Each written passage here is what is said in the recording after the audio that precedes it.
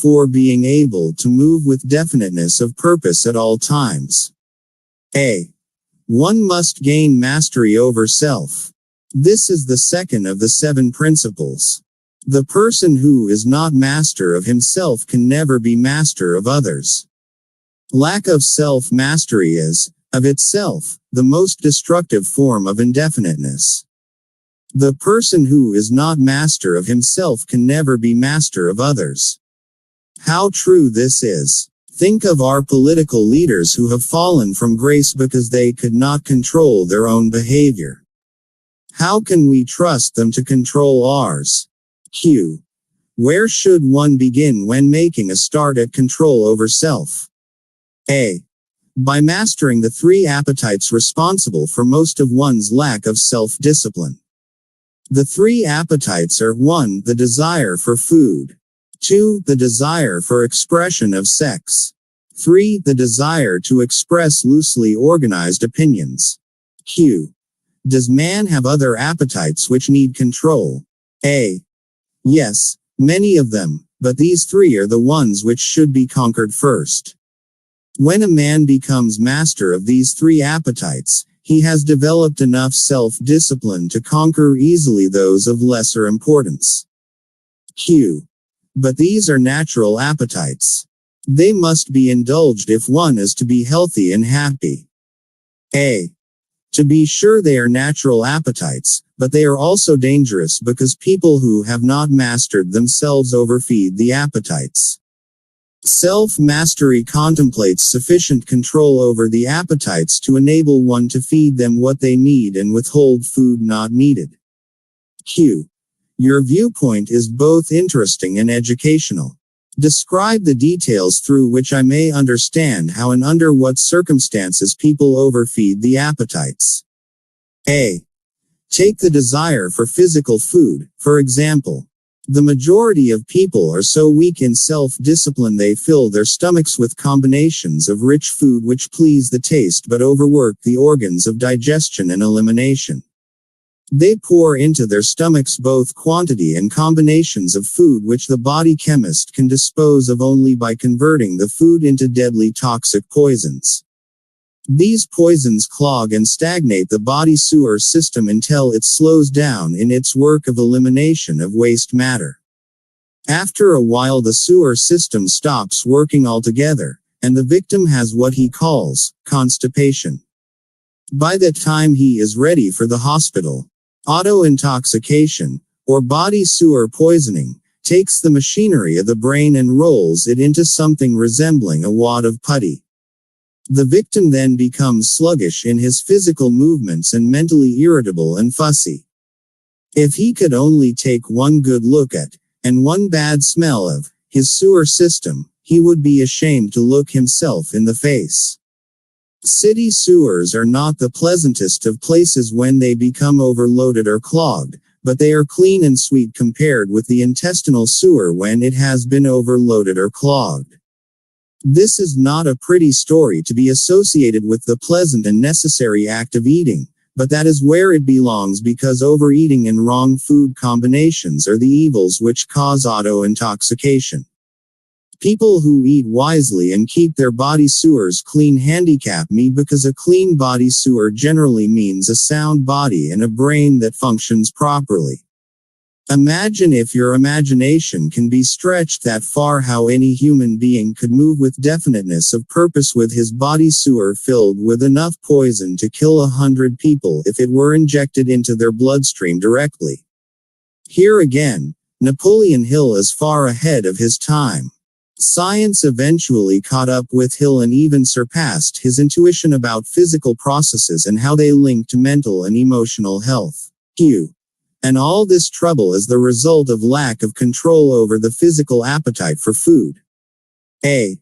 Well, if you wish to be absolutely correct, you should say that improper eating is responsible for the majority of the ills of the body, and practically all headaches.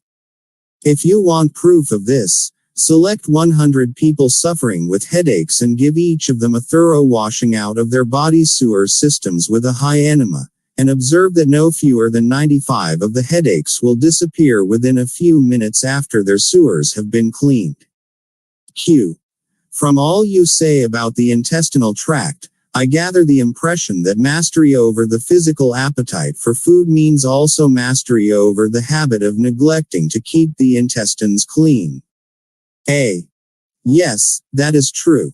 It is just as important to eliminate the waste matter of the body and the unused portions of food as it is to take the right amount and the correct combinations of food. Q. I never thought of auto-intoxication as being one of your devices of control over people, and I am utterly shocked to know how many people are victims of this subtle enemy. Let's hear what you have to say of the other two appetites. A.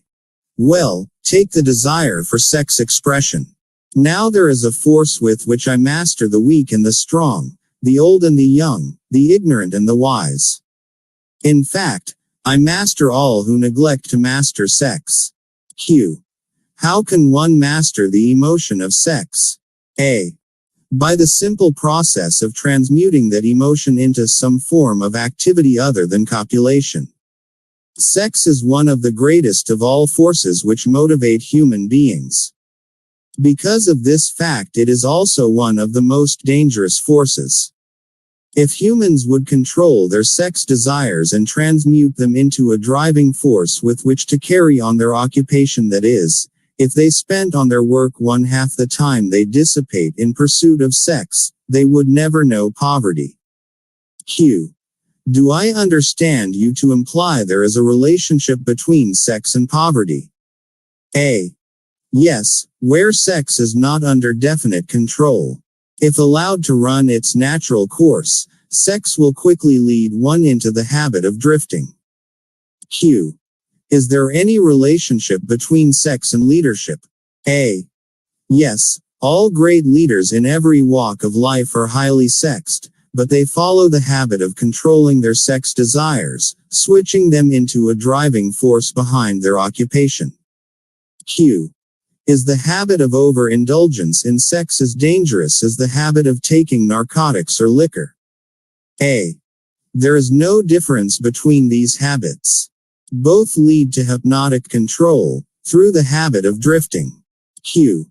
Why does the world look upon sex as something vulgar? A. Because of the vulgar abuse people have made of this emotion. It is not sex that is vulgar. It is the individual who neglects or refuses to control and guide it. Q. Do you mean, by your statement, that one should not indulge the desire for sex? A. No, I mean that sex, like all other forces available to man, should be understood, mastered, and made to serve man. The desire for sex expression is as natural as the desire for food. The desire can no more be killed than one can entirely stop a river from flowing.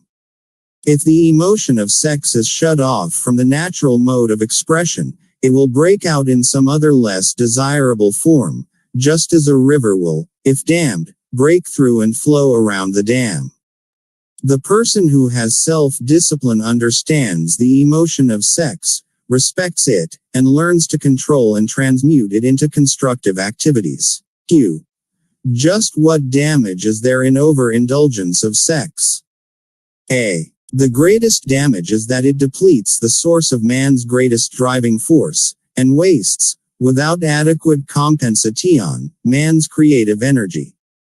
It dissipates energy needed by nature to maintain physical health. Sex is nature's most useful therapeutic force. It depletes the magnetic energy which is the source of an attractive, pleasing personality. It removes the sparkle from one's eyes and sets up discord in the tone of one's voice. It destroys enthusiasm, subdues ambition, and leads inevitably to the habit of drifting on all subjects. Q. I would like for you to answer my question in another way by telling me what beneficial ends the emotion of sex may be made to attain, if mastered and transmuted. A. Controlled sex supplies the magnetic force that attracts people to one another. It is the most important factor of a pleasing personality. It gives quality to the tone of voice and enables one to convey through the voice any feeling desired. It serves, as nothing else can serve, to give motive power to one's desires. It keeps the nervous system charged with the energy needed to carry on the work of maintaining the body. It sharpens the imagination and enables one to create useful ideas. It gives quickness and definiteness to one's physical and mental movements. It gives one persistence and perseverance in the pursuit of one's major purpose in life. It is a great antidote for all fear. It gives one immunity against discouragement. It helps to master laziness and procrastination. It gives one physical and mental endurance while undergoing any form of opposition or defeat. It gives one the fighting qualities necessary under all circumstances for self-defense. In brief, it makes winners and not quitters. Q. Are those all the advantages you claim for controlled sex energy? A. No, they are only some of the more important benefits it provides. Perhaps some will believe the greatest of all the virtues of sex is that it is nature's method of perpetuation of all living things. This alone should remove all thought that sex is vulgar. Q. I gather, from what you say, that the emotion of sex is a virtue, not a fault. A. It is a virtue when controlled and directed to the attainment of desirable ends. It is a fault when neglected and permitted to lead to acts of lust. Q. Why aren't these truths taught to children by their parents in the public schools? A. The neglect is due to ignorance of the real nature of sex. It is just as necessary in maintaining health for one to understand and properly use the emotion of sex as it is to keep the body sewer system clean. Both subjects should be taught in all public schools and all homes where there are children. Q. Wouldn't the majority of parents need instruction on the proper function and use of sex before they could intelligently teach their children? A. Yes, and so would the public school teachers. Q. What relative position of importance would you give to the need for accurate knowledge on the subject of sex? A. It is next to the top of the list. There is but one thing of greater importance to human beings. That is accurate thought. There is but one thing of greater importance to human beings. That's accurate thought. Q. Do I understand you to say that knowledge of the true functions of sex and ability to think accurately are the two things of greatest importance to mankind? A. That is what I intended you to understand. Accurate thinking comes first because it is the solution to all man's problems, the answer to all his prayers, the source of opulence and all material possessions. Accurate thinking is aided by properly controlled and directed sex emotion because sex emotion is the same energy as that with which one thinks. It begins with those who desire self-determination sufficiently to be willing to pay its price. No one can be entirely free spiritually, mentally, physically, and economically without learning the art of accurate thinking. No one can learn to think accurately without including, as a part of the needed knowledge, information on the control of sex emotion through transmutation. Q. It will be a great surprise to many people to learn there is so close a relationship between thinking and sex emotion.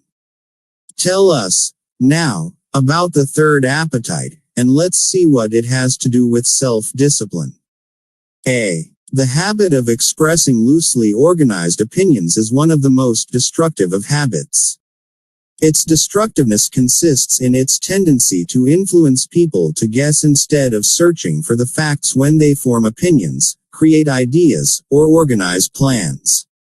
The habit develops a grasshopper mind, one that jumps from one thing to another but never completes anything. And of course, carelessness in the expression of opinions leads to the habit of drifting. From there it is only a step or two until one is bound by the law of hypnotic rhythm which automatically prohibits accurate thinking. The habit of expressing loosely organized opinions is one of the most destructive of habits. Q. What other disadvantages are there in free expression of opinions? A. The person who talks too much informs the world of his aims and plans and gives to others the opportunity to profit by his ideas. Wise men keep their plans to themselves and refrain from expressing uninvited opinions. This prevents others from appropriating their ideas and makes it difficult for others to interfere with their plans. Q. Why do so many people indulge in the habit of expressing uninvited opinions? A. The habit is one way of expressing egotism and vanity. The desire for self-expression is inborn in people. The motive behind the habit is to attract the attention of others and to impress them favorably. Actually, it has just the opposite effect. When the self-invited speaker attracts attention, it usually is unfavorable. Q. Yes, what other disadvantages has the habit? A. The person who insists on talking seldom has an opportunity to learn by listening to others. Q. But isn't it true that a magnetic speaker often puts himself in the way of opportunity to benefit himself by attracting the attention of others through his powers of oratory? A. Yes, a magnetic orator does have an asset of tremendous value in his ability to impress people by his speech, but he cannot make the best use of this asset if he forces his speech on others without their invitation. No single quality adds more to one's personality than the ability to speak with emotional feeling, force, and conviction, but the speaker must not impose his speech upon others without being invited to do so.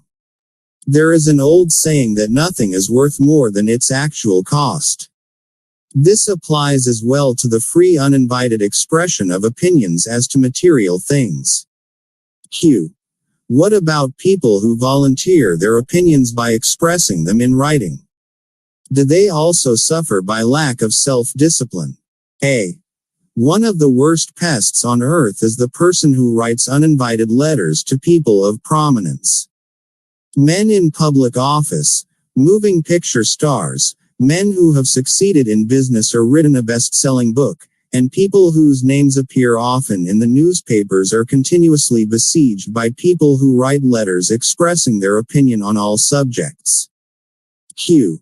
But the writing of uninvited letters is a harmless way of finding pleasure through self-expression, is it not? What damage does one do by the habit? Take a moment to remember that letter writing was about the only way to communicate in the written form when Napoleon Hill wrote this manuscript. As you read, think about how his thoughts would apply to today's world of blogging and social networking. A. Habits are contagious. Every habit attracts a flock of its relatives. The habit of doing anything that is useless leads to the formation of other habits that are useless, especially the habit of drifting.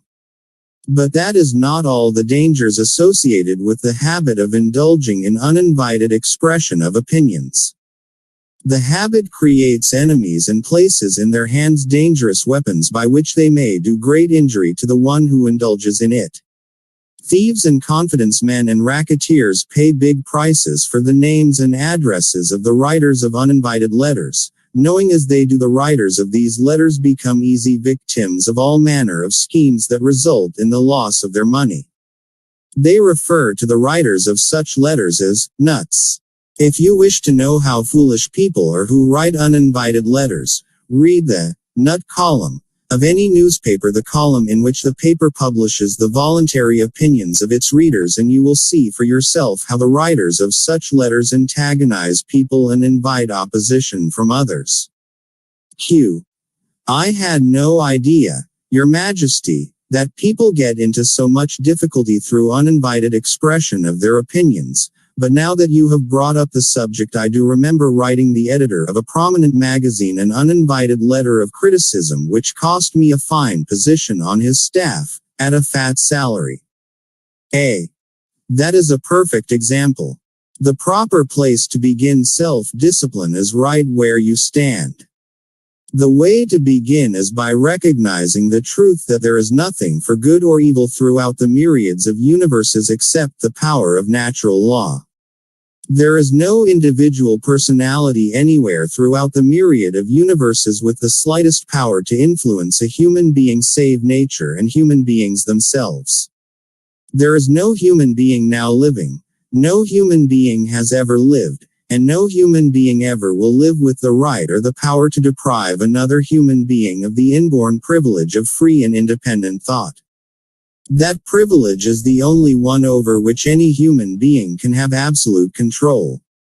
No adult human being ever loses the right to freedom of thought, but most humans lose the benefits of this privilege either by neglect or because it has been taken away from them by their parents or religious instructors before the age of understanding. These are self-evident truths, no less important because they are being called to your attention by the devil than they would be if brought to your attention by my opposition. Ill distinguishes our right to have independent thoughts from our uninvited expression of those thoughts. How would you apply this principle in today's world of blogging and social media? Q. But what are people going to lean upon in the hour of emergency when they know not where nor to whom to appeal? A. Let them lean upon the only dependable power available to any human being. Q. And what is that? A. Themselves. The power of their own thoughts.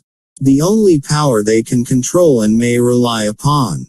The only power which cannot be perverted, colored, modified, and falsified by their dishonest fellow human beings.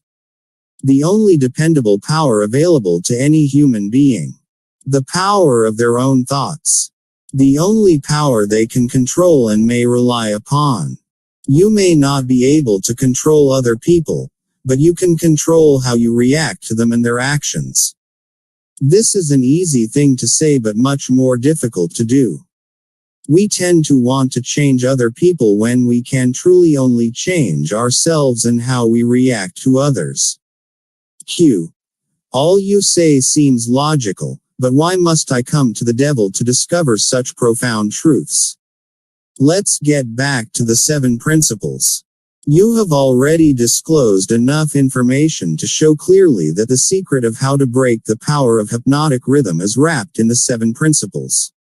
You have shown, too, that the most important of these principles is self-discipline. Now go ahead and describe the other 5 principles you have not yet mentioned, and indicate what part they play in giving one self-discipline. A. First, let me summarize that part of my confession we have already covered. I have frankly told you that my 2 most effective devices for mastering human beings are the habit of drifting and the law of hypnotic rhythm. I have shown you that drifting is not a natural law, but a man-made habit which leads to man's submission to the law of hypnotic rhythm. The 7 principles are the media by which man may break the hold of hypnotic rhythm and take possession, again, of his own mind. You see, therefore, the 7 principles are the 7 steps which lead victims of hypnotic rhythm out of the self-made prisons in which they are bound. Q. The 7 principles are the master key that unlocks the door to spiritual, mental, and economic self-determination. Is that true? A. Yes, that's another way of stating the truth. Chapter 11. Learning from adversity. Q. Is failure ever a benefit to man? A. Yes. Indeed, learning from adversity is the 3rd of the 7 principles. But few people know that every adversity brings with it the seed of an equivalent advantage. Still fewer people know the difference between temporary defeat and failure. If this knowledge were generally known, I would be deprived of one of my strongest weapons of control over human beings. Q. But I understood you to say that failure is one of